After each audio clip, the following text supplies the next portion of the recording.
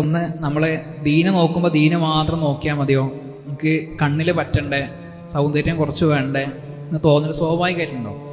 അതിന് അഹമ്മദ് നബി റഹിമുള്ള പറഞ്ഞൊരു മറുപടി ഉണ്ട്. ഇതാ ഖത്തബ റജുലുൻ ഇംറഅത്തൻ ഫസ്അൽ അൻ ജമാലിഹ പോലെ. ഒരു പുരുഷൻ ഒരു പെണ്ണിനെ വിവാഹം ആലോചിക്കുകയാണെങ്കിൽ ആദ്യം അവളുടെ ഭംഗിയെക്കുറിച്ച് അവൻ ചോദിക്കട്ടെ. അപ്പൊ റസൂല് പറഞ്ഞ ഹദീസിന് വിരുദ്ധാവും ഇല്ല.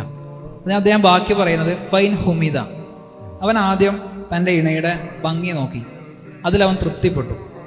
രണ്ടാമതായിട്ട് അവൻ ചോദിക്കട്ടെ അന്തീനിഹ, അവരുടെ അവരുടെ മതത്തെക്കുറിച്ച് ചോദിക്കട്ടെ. ആ മതബോധം കൂടി അവന് തൃപ്തിപ്പെടുകയാണെങ്കിൽ അവൻ വിവാഹം കഴിക്കട്ടെ. അത് തൃപ്തിപ്പെട്ടിട്ടില്ല എങ്കിൽ വിവാഹം ഒഴിവാക്കട്ടെ. ഇത് നമ്മൾ നേരെ ആദ്യം ഒരു പെൺകുട്ടിനെ ദീന നോക്കി, നമുക്ക് ഓക്കെ റെഡി. ഒരു ആൺകുട്ടിനെ ദീന നോക്കി റെഡി. രണ്ടാമത് നമ്മൾ അവൻ്റെ അല്ലെങ്കിൽ അവളുടെ ഭംഗി നോക്കി, തൃപ്തിയായില്ല.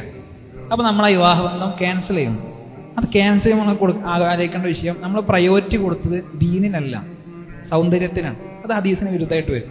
അപ്പൊ ഈ ഒരു പാറ്റേൺ നമ്മൾ ഫോളോ ചെയ്താൽ ഏറ്റവും മനോഹരം. രണ്ടാമതൊരു കാര്യം, നമ്മളൊരു പാർട്ട്ണർ സെലക്ട് ചെയ്യുമ്പോൾ ഒന്നാമതായിട്ട് അയാൾക്ക് ദീനുണ്ടോ, അയാൾക്ക് 1 മാർക്ക് കൊടുത്താൽ മതി. മുഫ്തി ബാങ്ക് പറഞ്ഞ സംഭവം കേട്ടിട്ടുണ്ടാവും.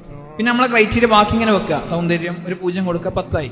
എഡ്യൂക്കേഷൻ, കരിയർ, അങ്ങനെ നമ്മളെ ക്രൈറ്റീരിയ ഇങ്ങനെ വെച്ചാൽ 10, 100, 1000, 10 ലക്ഷം, 10 ലക്ഷം ഒക്കെ ആവും. പക്ഷെ അതിൽ നിന്ന് ദീൻ എന്ന് പറയുന്ന ഒന്ന് മാഞ്ഞു പോയാൽ പിന്നെ ബാക്കി അട്ട പൂജ്യമാണ്, അട്ടർ വേസ്റ്റാണ്.